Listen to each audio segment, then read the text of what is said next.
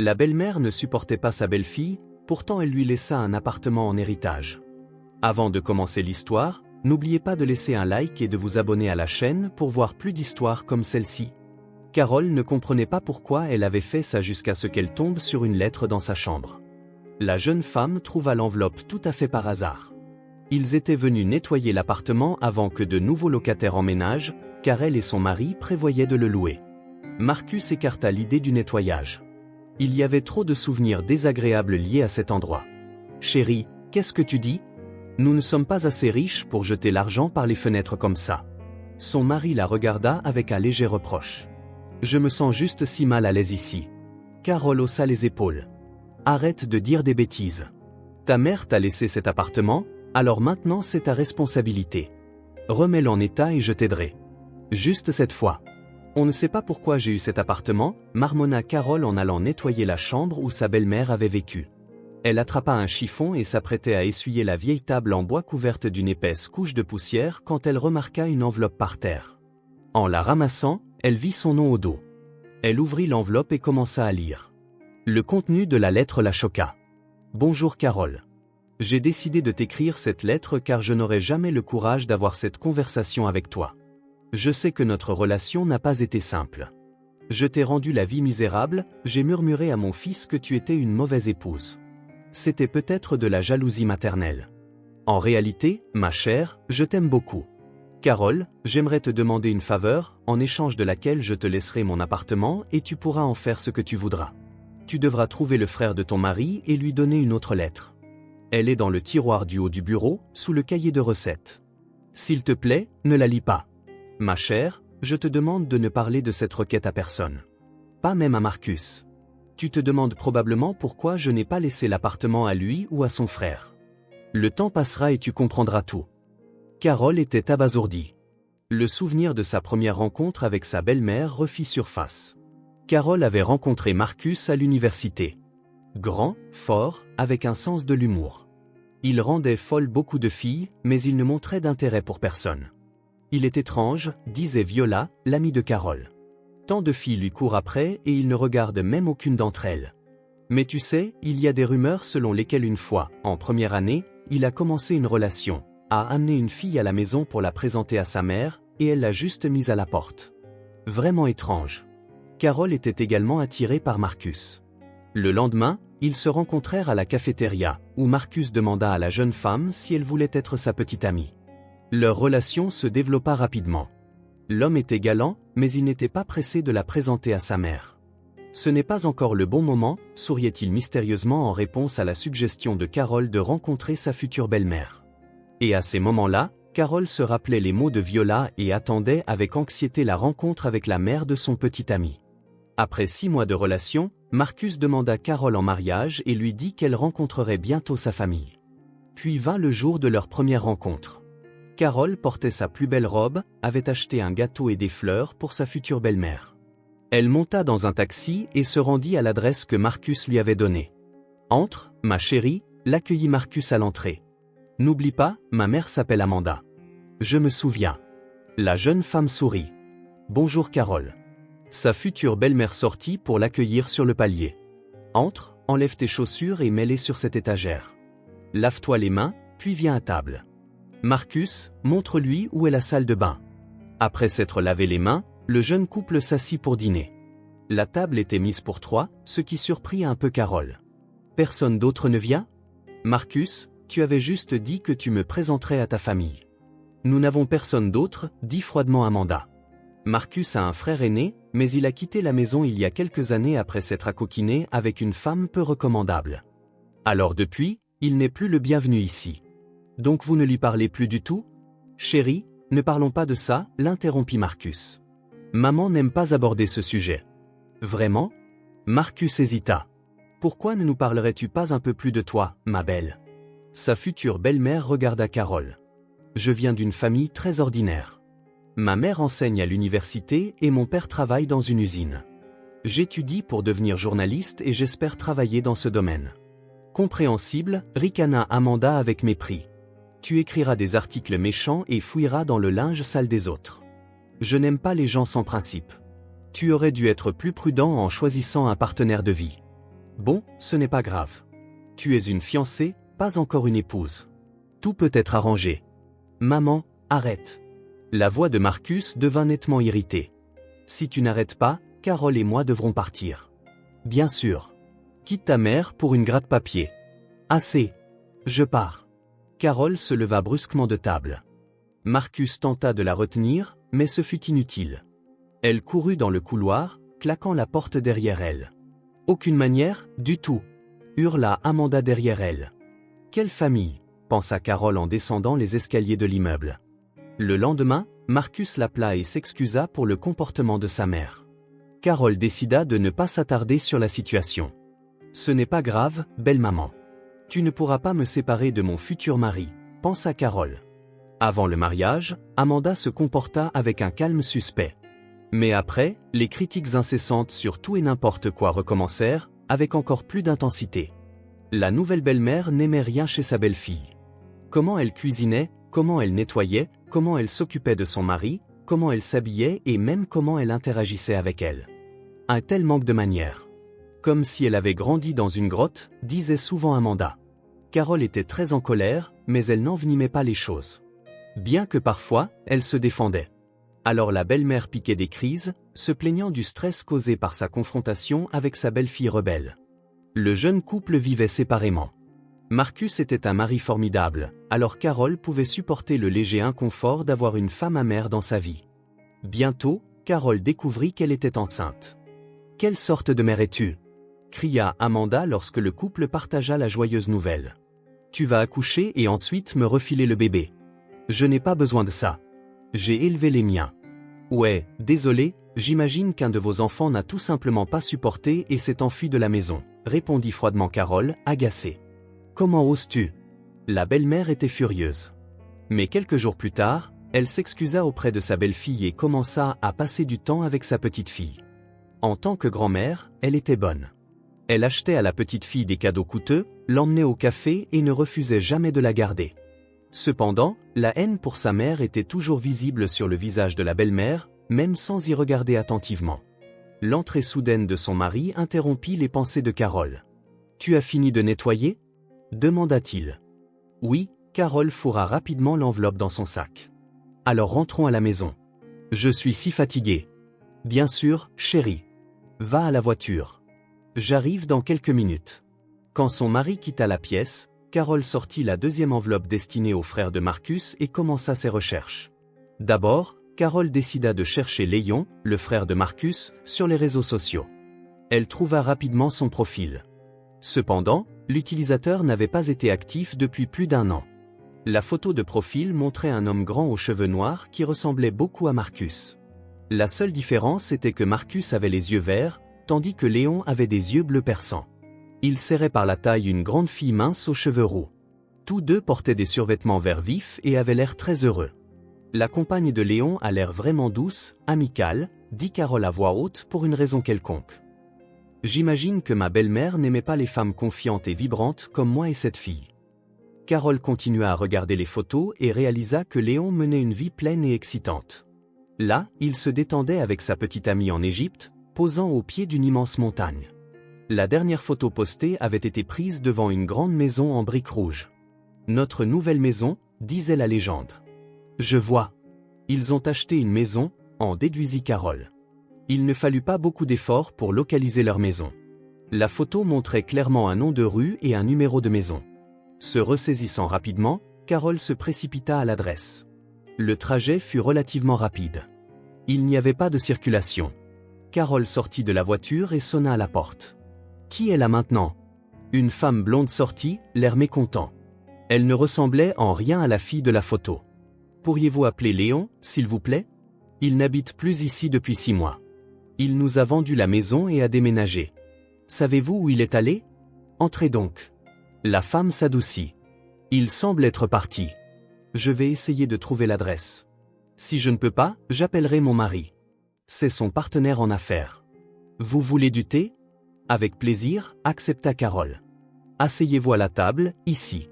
La femme versa un thé parfumé et délicieux dans des tasses depuis une petite théière. Je m'appelle Rebecca. Et quel est votre lien avec Léon ? Certainement pas sa femme. Je connais Leslie depuis longtemps. Je suis la femme de son frère. Je m'appelle Carol. Je suis la femme de Marcus. Le visage de Rebecca changea légèrement. Vraiment? Que se passe-t-il? Après toutes ces années, vous décidez de venir faire un scandale? Quoi? Carol fut surprise. Quel scandale? Je ne comprends rien. Vous ne savez pas? Je pensais que vous aviez découvert? Marcus voyait Leslie avant qu'elle ne s'enfuie avec Léon. Non, c'est la première fois que j'entends parler de ça. S'il vous plaît, dites-moi plus. Allez demander à votre mari. Claqua Rebecca, en colère. Il pourrait même vous dire où trouver votre beau-frère. Après le scandale avec lui, Léon nous a vendu la maison. C'est tout. Partez ou j'appelle la police. Sur le chemin du retour, Carol était tourmentée par tout un tas de questions. Pourquoi son mari ne lui avait-il pas dit qu'il avait fréquenté la femme de son frère? Léon avait-il vraiment volé Leslie à Marcus? Était-ce pour cela que son ex-belle-mère détestait Léon et sa femme à ce point? Et pourquoi Marcus lui avait-il toujours assuré qu'il ne savait pas où vivait son frère? Maintenant, il s'avérait qu'il savait. Pas seulement savoir, Marcus avait joué un rôle pour que Leslie et Léon doivent déménager. Eh bien, c'est parfait, Marie, pensa Carol. Quand tu rentreras du travail, je vais t'interroger. Une fois à la maison, la jeune femme commença à préparer le dîner, épluchant les pommes de terre, faisant frire des escalopes et coupant la salade. Peut-être qu'un Marcus repu sera plus ouvert à la conversation, espérait-elle. Son mari arriva précisément à 18h. J'ai emmené la petite chez maman, comme convenu, sourit Marcus. Super. Viens à table. Carol sourit également, bien qu'elle se sentît nerveuse à propos de la conversation à venir. Une fois que son mari eut fini son repas, Carol décida qu'il était temps de commencer. Elle lui raconta qu'elle avait rendu visite à son frère et partagea ce qu'elle avait appris de Rebecca. Elle omit seulement la demande de sa belle-mère de donner la lettre à Léon. « Pourquoi y es-tu allé » Marcus était clairement mécontent. « Quelle importance ! J'ai décidé de rencontrer ton frère. Qu'y a-t-il d'étrange à cela? Maintenant, dis-moi ce qui se passe. » « D'accord, soupira lourdement l'homme, mais promets-moi que tu arrêteras d'essayer de le retrouver. »« J'attends des réponses à mes questions, dit fermement Carol. » Marcus céda. « Il y a longtemps, j'ai rencontré Leslie. Elle m'a immédiatement impressionné par sa franchise, son amour de la liberté et sa sincérité. Et elle est belle. On ne peut pas le nier. Après quelques mois de fréquentation, je n'ai pas hésité et je l'ai demandé en mariage, l'emmenant rencontrer ma mère. » Il prit une gorgée d'eau et continua. Ma mère aimait aussi Leslie. Bientôt, mon frère a appris que j'avais une fiancée et a demandé à la rencontrer tout de suite. Je veux dire, dès que ma fiancée l'a rencontrée, elle a agi naturellement. Mais Léon n'a pas pu la quitter des yeux de toute la soirée. Maman a dû le remarquer. Quelques jours plus tard, elle a fouillé dans le téléphone de mon frère et a trouvé une conversation. Et qu'y avait-il dedans? Demanda Carol, retenant son souffle. Mon frère proposait à Leslie d'aller se promener. Elle a d'abord refusé, puis a accepté. J'avais prévu de lui proposer de sortir ce jour-là aussi, mais elle est sortie avec Léon à la place. Et qu'as-tu fait? Je n'ai pas eu l'occasion de faire quoi que ce soit. Ma mère a appelé Leslie et l'a terriblement grondée. Puis elle a fait les valises de mon frère et les a jetées dans le couloir. Les détails, je ne les connais pas. Et ça ne m'intéressait pas. Je ne voulais rien avoir à faire avec des traîtres. Pourquoi ne m'en as-tu jamais parlé? Et pourquoi es-tu allé voir ton frère il n'y a pas si longtemps? Avais-tu honte que ton frère soit un tel raté et ne voulais-tu pas laver notre linge sale en public? Après tout, c'est notre affaire de famille. Et quant à pourquoi je lui ai rendu visite récemment? Eh bien, je voulais lui parler de la mort de maman. Il a déménagé juste après t'avoir rencontré, Marcus. Ça n'a rien à voir avec moi. La coupa l'homme, montrant par son attitude que la conversation était terminée. Bien que son mari ait expliqué la situation, Carol, apparemment le nom de la femme, ne parvenait pas à se calmer. Pour une raison quelconque, elle ne croyait pas à l'histoire de Marcus, en particulier au fait que le déménagement soudain de Léon n'avait rien à voir avec l'arrivée de son jeune frère. Le lendemain matin, après le départ de son mari pour le travail, Carol sortit de son sac l'enveloppe destinée à Léon. « Je vais juste lire cette lettre. » La jeune femme se mit soudain en colère. Donc je dois courir partout, chercher son fils, perdre mon temps, et ma belle-mère n'a même pas écrit la raison de la recherche. Sur ces mots, Carol ouvrit l'enveloppe et commença à lire. « Bonjour Léon. C'est ta mère, Amanda, qui t'écrit. Fils, j'aimerais m'excuser à nouveau pour ce qui s'est passé il y a toutes ces années. Je ne t'ai pas vu, non pas par choix. Tu le sais bien toi-même. Nous sauvions une jeune fille. Nous ne pouvions tout simplement pas agir autrement. Mais regarde comme tout s'est bien arrangé pour toi maintenant. Je suis très heureuse, fils. Dis bonjour à Leslie et à la petite fille pour moi. La femme qui te remettra cette enveloppe est l'épouse de ton jeune frère. S'il te plaît, dis toute la vérité à Carole sur Marcus et explique pourquoi je lui ai laissé mon appartement. Carole fixa la lettre et ne comprit absolument rien. Donc son mari avait insisté pour que Léon soit expulsé? Pourquoi Marcus avait-il présenté l'information si différemment? Elle réalisa qu'elle n'obtiendrait de clarté sur cette histoire que lorsqu'elle trouverait le frère de son mari. 1 heure plus tard, Carole frappait à nouveau à la porte de Rebecca, la blonde qui vivait dans l'ancienne maison de Léon. « Je vous ai dit de ne plus revenir ici », cria Rebecca avec colère, en jetant un coup d'œil derrière la porte. « S'il vous plaît, donnez-moi les coordonnées de Léon. J'ai vraiment besoin de lui parler. » La propriétaire claqua la porte, mais 5 minutes plus tard, elle ressortit, tenant une feuille de papier écrite d'une écriture inégale. Voici sa nouvelle adresse. Il n'y a pas de numéro de téléphone.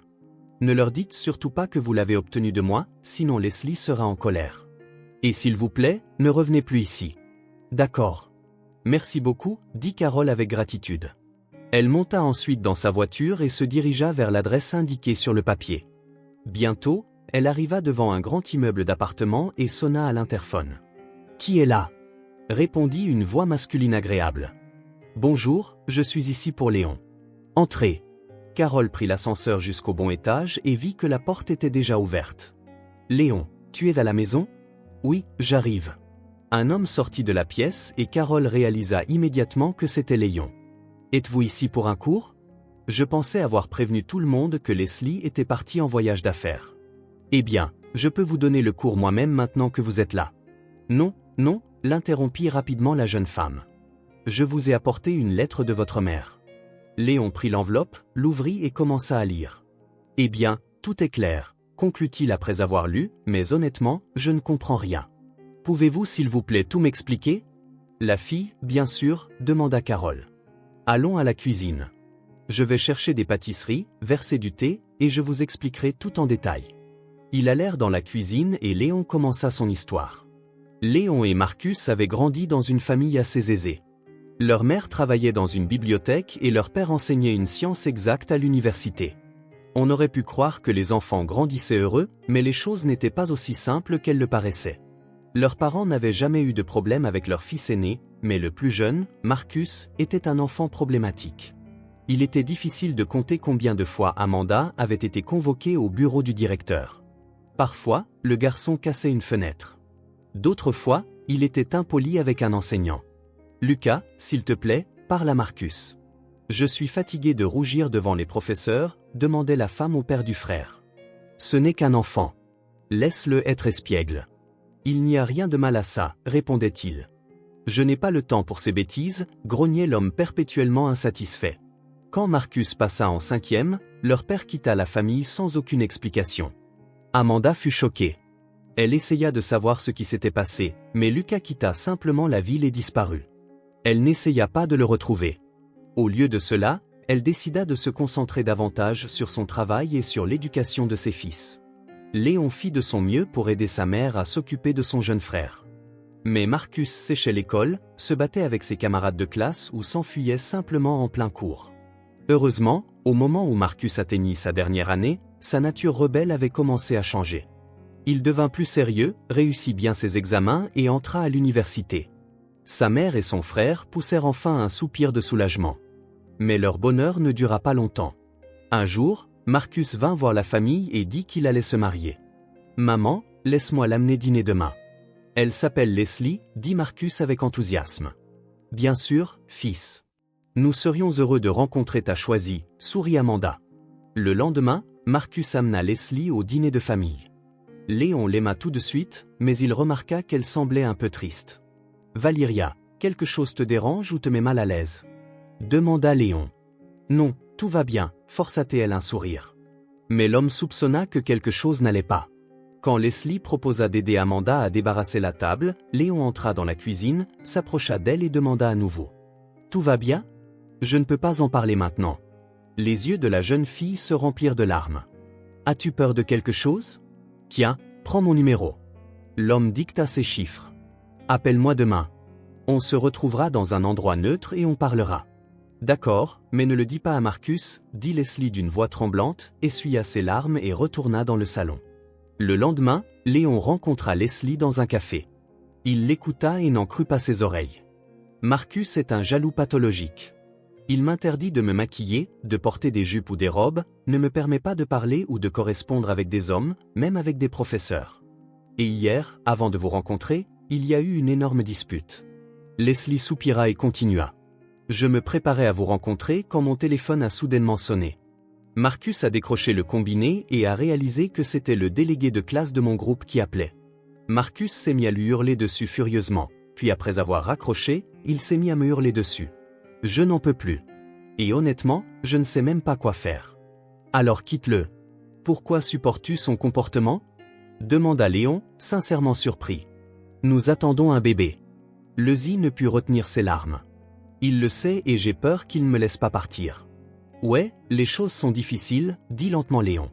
Il avait tellement pitié de cette jeune femme piégée et terrifiée par son frère. Attends quelques minutes. Je dois passer un appel. Je reviens tout de suite, dit Léon et sortit dans la cour de la cafétéria. Une fois dehors, l'homme appela sa mère et lui raconta tout. Léon, qu'est-ce que c'est que ça ? Pleura sa mère. Est-ce vraiment le fils que j'ai élevé ? Maman, ne t'inquiète pas. Il essaya de la réconforter. J'ai une idée, mais tu devras m'aider. Après avoir parlé au téléphone, l'homme retourna au café et expliqua à Leslie le plan qu'Amanda et lui venait d'élaborer. Maman dira à Marcus que j'ai commencé à m'intéresser à toi et que tu as répondu à mes sentiments. Quoi ? La jeune fille était sincèrement effrayée. Il va nous tuer de colère. Ne t'inquiète pas. Léon lui tapota l'épaule. Tout ira bien. Je vais te louer un petit appartement pour l'instant et tu pourras y vivre. Je vais aussi déménager pour que l'histoire de notre fuite ensemble paraisse crédible. Mais qu'en est-il du bébé ? Demanda Leslie d'une voix tremblante. Ma mère et moi t'aiderons avec le bébé, financièrement.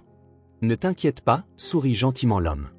Après avoir réglé les choses avec l'ex-fiancé de son frère, Léon rentra chez lui, fit ses valises et alla s'installer dans le nouvel appartement. Pendant ce temps, Amanda commença à y travailler. Il semble que cette partie soit incomplète.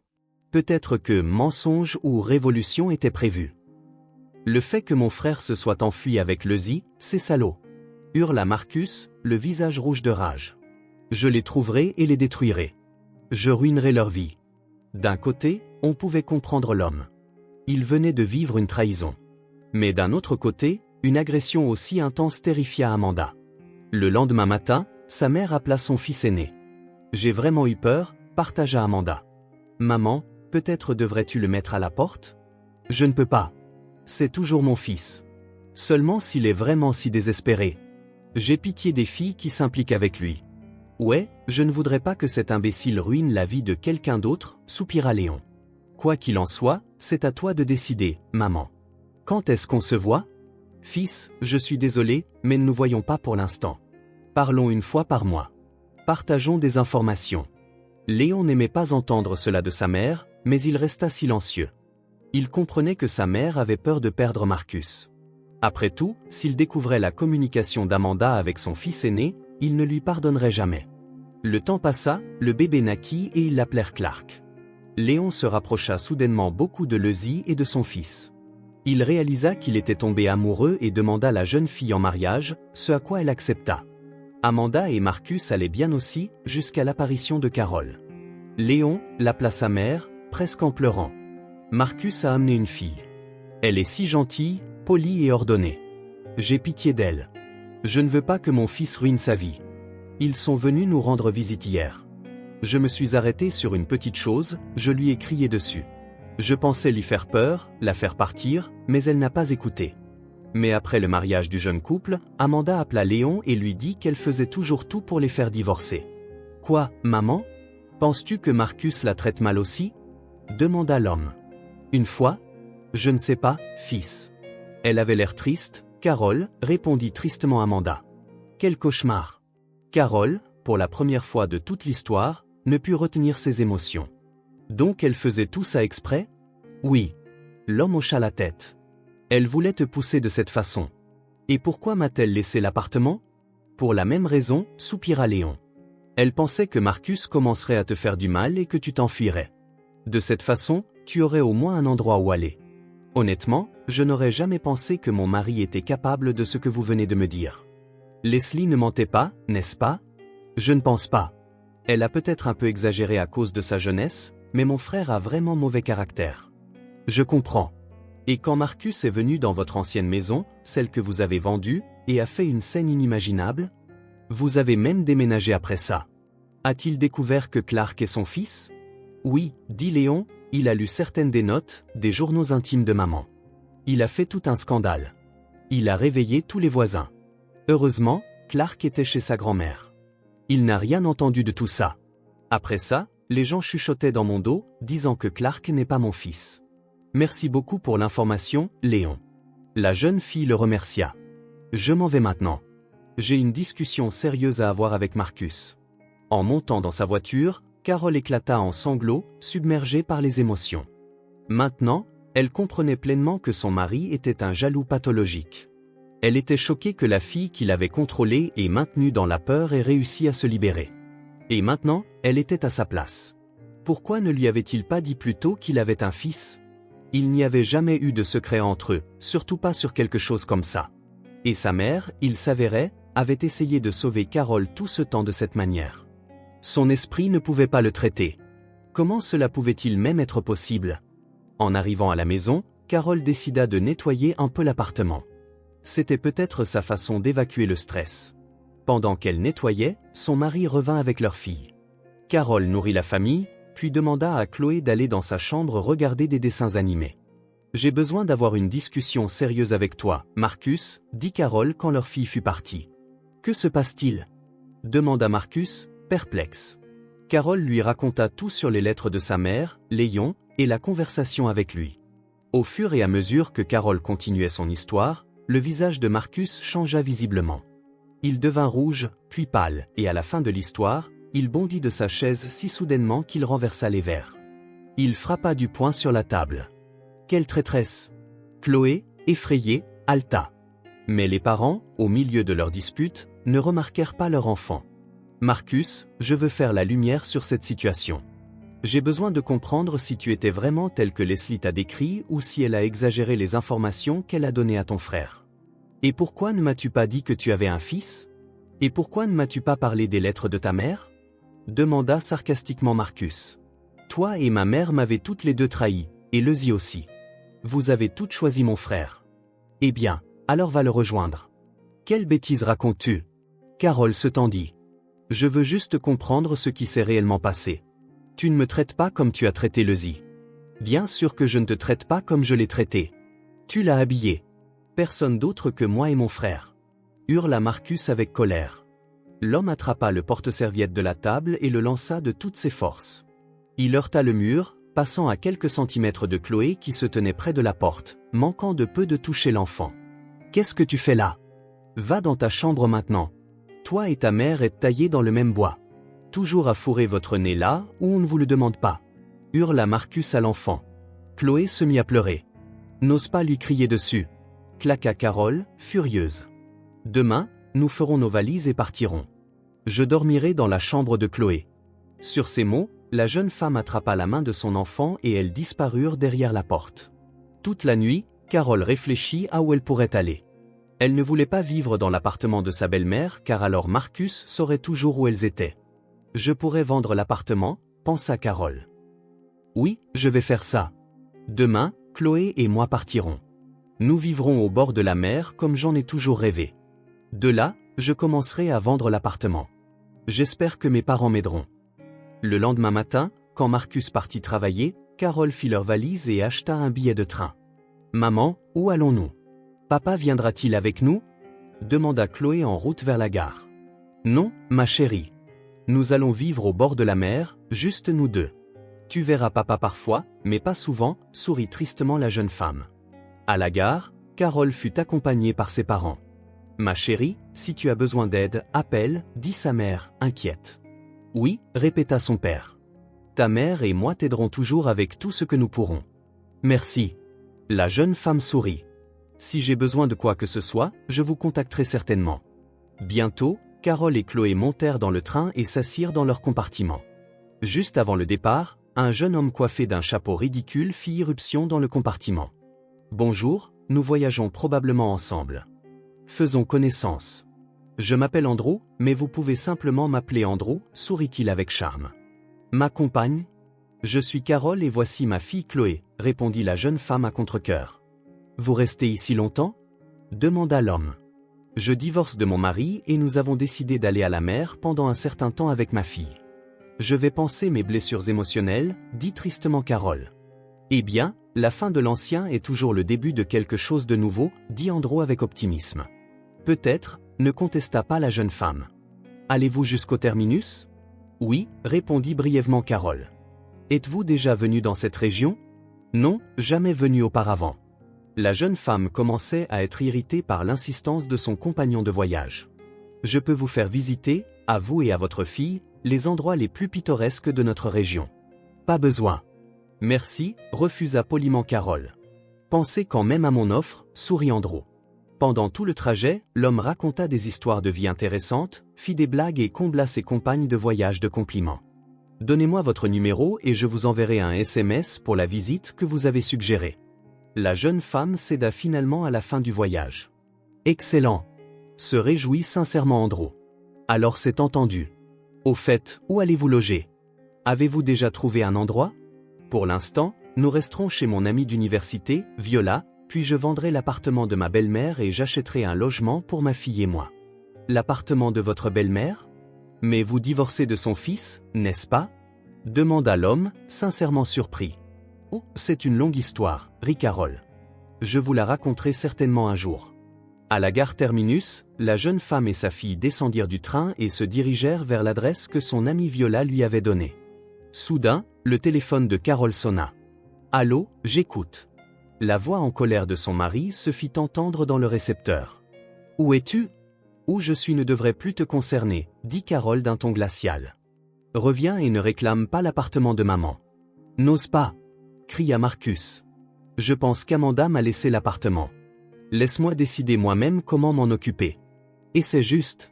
Si tu ne me donnes pas l'appartement, je te prendrai ta fille. Hurla l'homme au téléphone.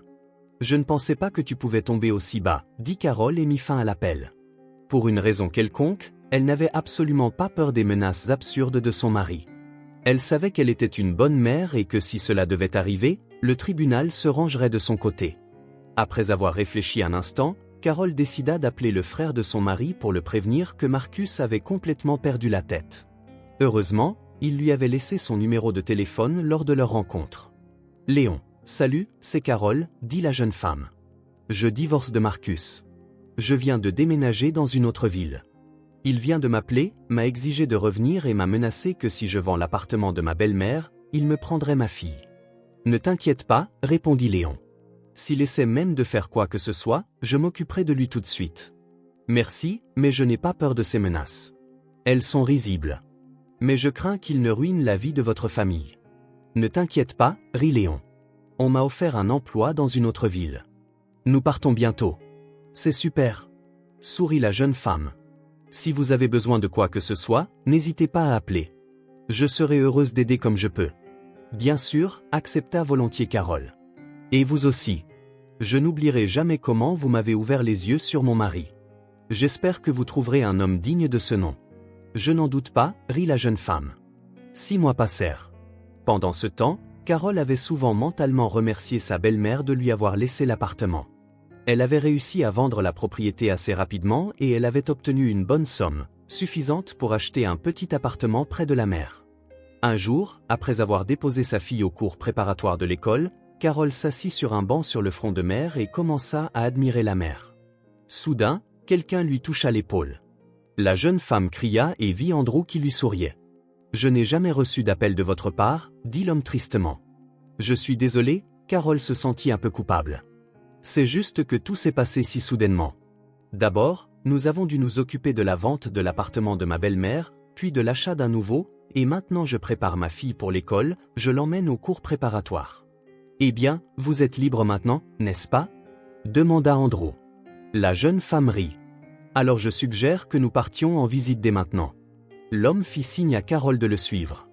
Les 2 heures suivantes furent consacrées à l'exploration des environs de la ville et à des conversations intéressantes.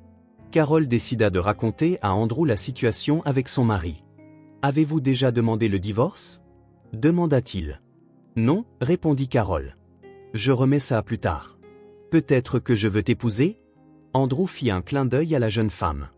Carol rougit furieusement. Elle commençait à aimer ce type joyeux et positif. « Tu sais, j'ai une fille. Ça ne te rebute pas ?» demanda la jeune femme. « Non, bien sûr que non, répondit rapidement Andrew. Une enfant douce et merveilleuse. Je serais heureux d'être un père pour elle. » Après cela, Carol décida qu'ils se marieraient dans l'année. « Quelle idiote j'ai été, rit-elle d'elle-même. J'ai refusé la visite, puis j'ai pris le numéro et je n'ai même pas rappelé. »« Ce n'est pas grave, je t'ai retrouvé quand même, sourit l'homme. »« Maman, papa, je peux sortir jouer ?» Chloé se précipita dans la pièce. « Vas-y. »« Bien sûr, sourit Andrew. »« Tu as fini tes devoirs ?» demanda sévèrement Carol. Chloé hocha la tête et courut dans la rue. « Au fait, sais-tu comment va ton ex-mari ?» demanda Andrew. « Viola m'a dit qu'il lui avait écrit, ainsi qu'à plusieurs de nos camarades de classe, » rit Carol. Il voulait déjeuner avec chacune d'elles. Mais Viola a dit à tout le monde qui était vraiment Marcus et de quoi il retournait. Alors elles ont toutes refusé. Dans cette situation, je ne pense pas que tu pourras les retrouver, dit Andrew. Alors ils sont partis dans une autre ville, loin de leur frère gênant, ajouta la jeune femme. Ne t'inquiète pas, ma chérie. Elle sourit. Comment l'as-tu découvert ? Demanda Andrew. Te souviens-tu de notre première rencontre dans le compartiment du train ? Bien que, pourquoi je demande ? Bien sûr que tu t'en souviens, rit Carol. Alors, à ce moment-là, mon ex-mari m'a appelé, m'a ordonné de revenir et de prendre notre fille. Et qu'est-ce que tu lui as dit ? Demanda Andrew, légèrement inquiet. Je lui ai dit que je n'avais pas peur de ces menaces, que notre fille resterait avec moi et que je vendrais l'appartement puisque sa mère me l'avait laissé. Exact, approuva l'homme. Ensuite, j'ai appelé Léon, je lui ai dit que Marcus était furieux et je l'ai prévenu d'être prudent avec sa famille. C'est alors que le frère de mon ex-mari m'a dit qu'il prévoyait de déménager. Super, sourit Andrew. Plus on est loin des gens comme ça, mieux c'est. Qui sait ce qui aurait pu leur passer par la tête ? Carol, regardant l'homme avec affection, ajouta. Quelle chance j'ai de t'avoir. Et j'ai de la chance de t'avoir, toi et ta fille. Andrew serra la jeune femme dans ses bras. Maintenant, je ne laisserai personne te faire du mal et personne ne s'en prendra à moi avec un homme comme ça dans les parages, rit Carol. Leur vie de famille était paisible et stable, et surtout sans aucune tromperie, ce dont Carol avait toujours rêvé. Elle ne regretta jamais d'avoir quitté Marcus, car ce n'est que maintenant qu'elle était vraiment heureuse.